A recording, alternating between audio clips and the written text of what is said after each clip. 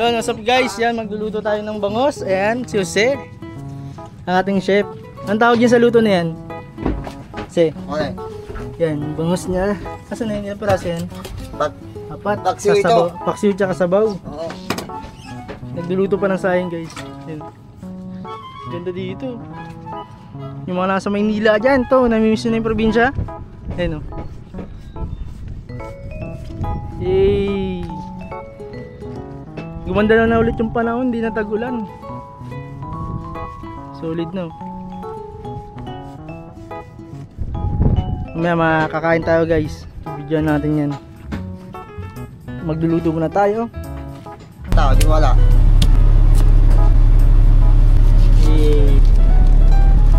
Guys, ang malupit na sekreto ni Jose. Ayan. Diba, oh? Ayan, yan ang bantay natin sa bangka. Ayan guys.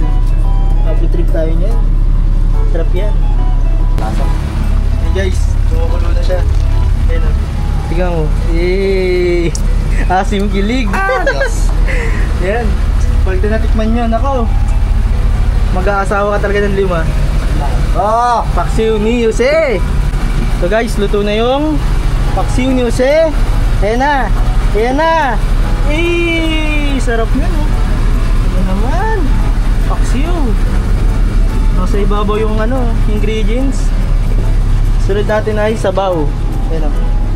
Sabaw naman, no, Jose? Sabaw naman. Para okay. Okay. Ayan na guys, isasalang na po ni Chef Jose ang ating sinigang. Walang dami. Magisa muna siya syempre. Ayan. Ayan na. Sinalang na mga magic ingredients. Yan yung mga ingredients na matutulala ka na lang sa sarap eh. Kala mo man talaga, hindi na bibili sa palengke eh. Yan na.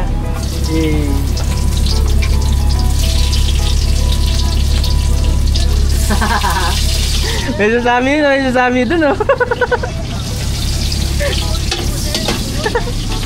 Ayun yung kapatid na bangka nito.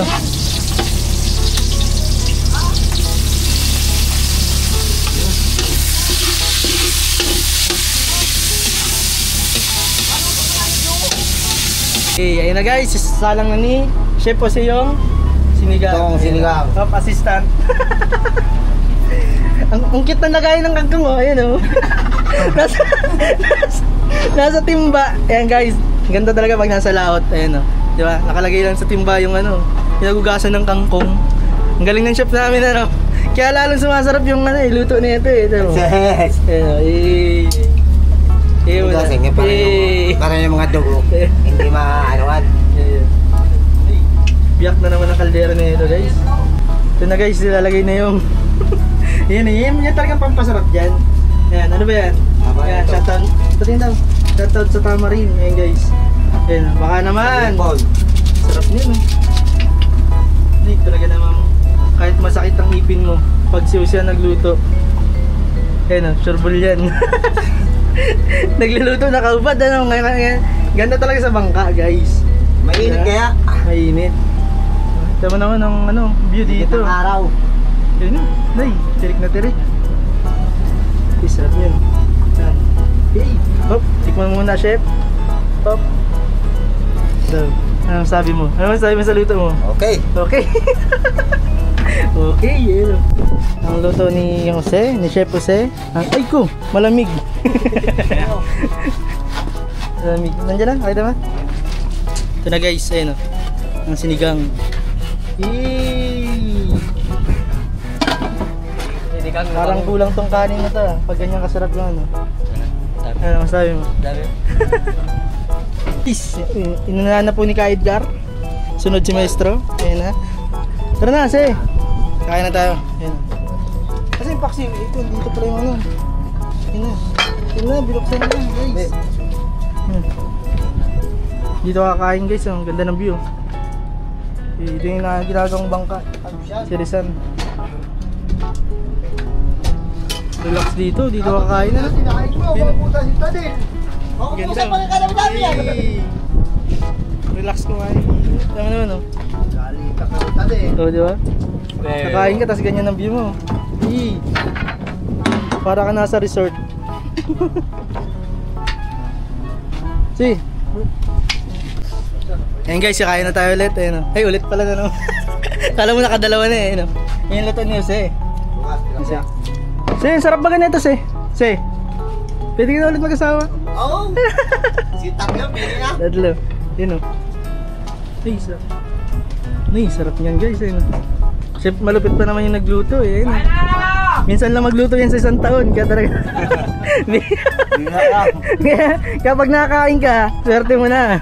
Nang luto niyan. Ayun o. Ayun si Maestro. Ano masabi mo tro sa ano? Sa luto niya Si? Ha? Ano masabi mo sa luto niya Si? Hindi ko malilimutan si Jose. Sorry na yun, ayun. Tingnan na eh, isang subo. Isang Ayun, subo. ayun, ito ang pinakamasarap dyan, no, guys. Yung tiyan ng ano, no? Ng bangus. Tiyan ng bangus ito. Parang babae lang. Yun, oh, masarap dyan. Yan.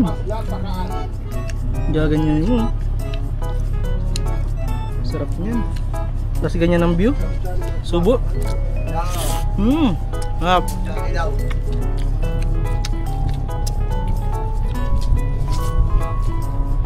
Ganda ng view namin dito. Pag nasa Maynila kayo, ito yung nakakamiss.